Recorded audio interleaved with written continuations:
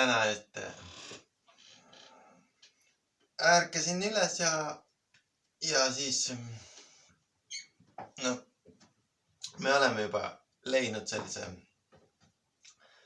flow või rütmi, kus me siis oleme nagu aeglases sünkroniseeritud kooskõlas siis oma lähinaabritega. Minu puhul siis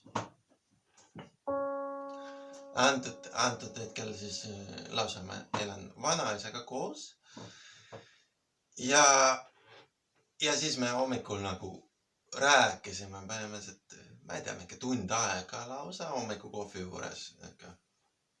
No mõnikord varem on see, et ma alati ei kohtunud, et see mõnikord nagu see omavaheline suhtlus või rütm oli siuke hästi nagu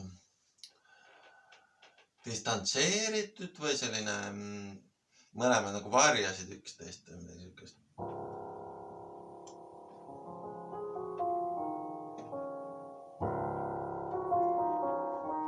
Nüüd on rohkem nagu siuke südamed nagu on kooskõlas rohkem.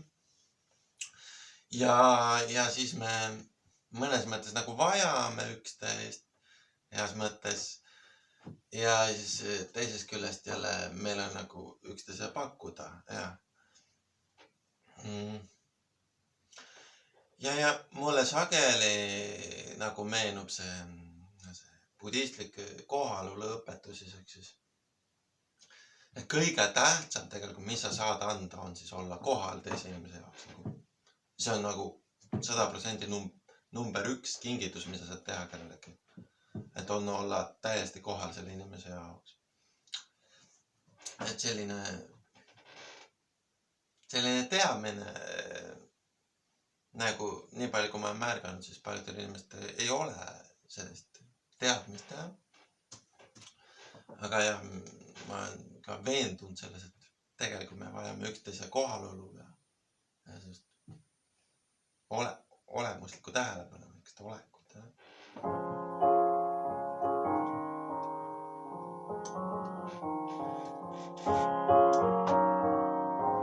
No eriti lapsed nagu tuletavad seda meelde kohe. Mina küll olen praegusel perioodil mingis mõttes suhteliselt nagu eraklikus kohas. Aga kui on tegu näiteks juhtumi või olukorra, kus sa oled õues näiteks koos väikse lapsega, no eriti kui see on su enda laps, siis ta nagu väga sageli ei luba sul midagi muud teha, kui osutada siis 100% tähelepanu ja endale, et nad mõnes mõttes nagu sunnivad sind seda harjutama, kui sa ei ole seda teinud. Ja isegi kui sa oled seda teinud, siis nad viivad selle praktika veel edasi. Et mõnikord sa lähedki selle teise väiksema olendi maailma, seda kõike nii palju ja siis su elurütm muutub ja siis sa oledki nagu selle tema maailmas järsku ja kõik on nagu tema maailmas.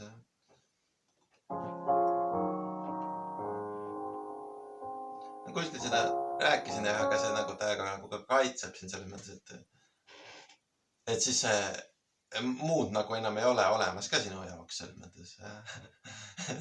Et ongi ainult see.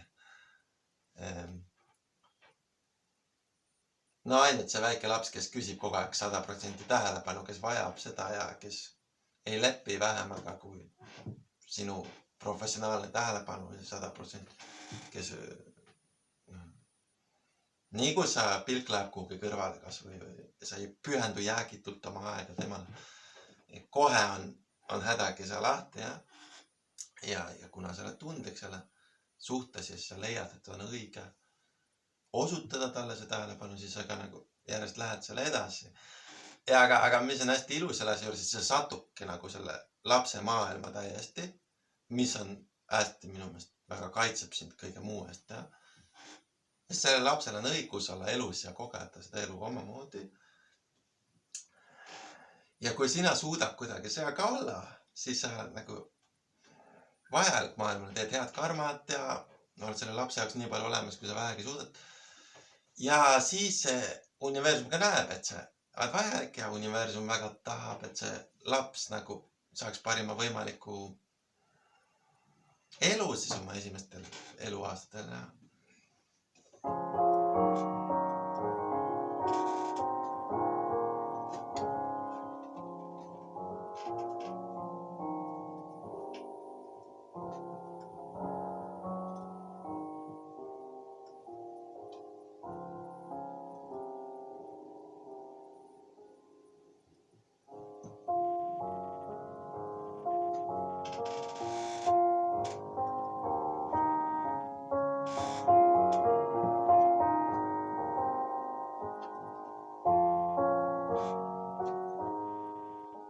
No mõnes mõttes praegu ma küll ei ole seal, aga ma mäletan, et kui ma olin, siis ma olin täiesti nii selles maailmas sees, et ma kohtlesin nagu kõiki inimesi nagu väikse lapsi põhimõtteliselt juba.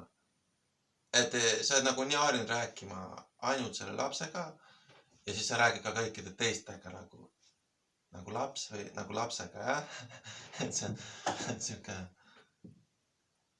siuke seisund või olek või eluviis, kus siis tuleb noorel vanemal ilmselt viibida.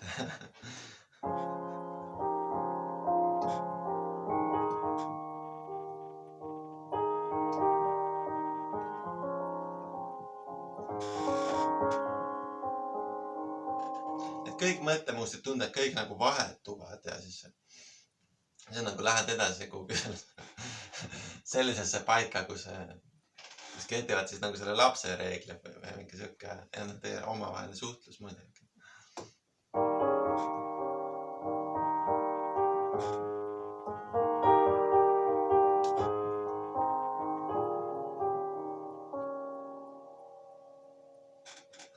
Ja nad täiskasvanud sõbrad või need küsivad, et kus sa oled ja miks sa ei suhtle meiega.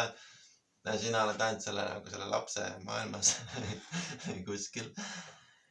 Ja see kisa või need täiskasvanute hüüded nagu ei jõua isegi sinuni selles mõttes. Et see maailm nagu välistab selle maailma, jah.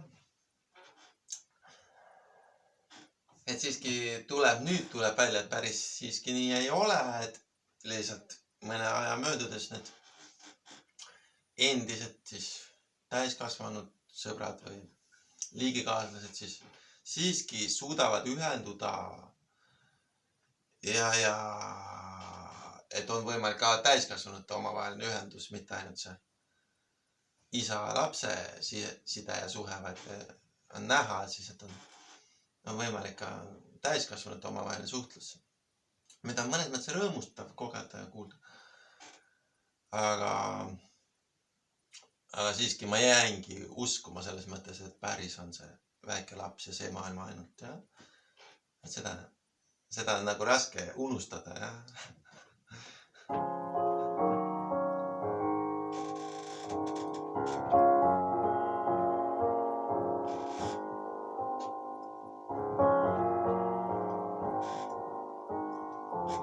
No ma arvan, et igas inimeses on see laps nagu, kes karjub ja tahab seda tähelepanu ja see on nagu okei ja paljud asjad on nagu, mis laps teeb, on okei, selles mõttes, et karjuda tähelepanu järgi või mingi siuksed. Kui täiskasvanu seda teeb, siis on, mis see oli?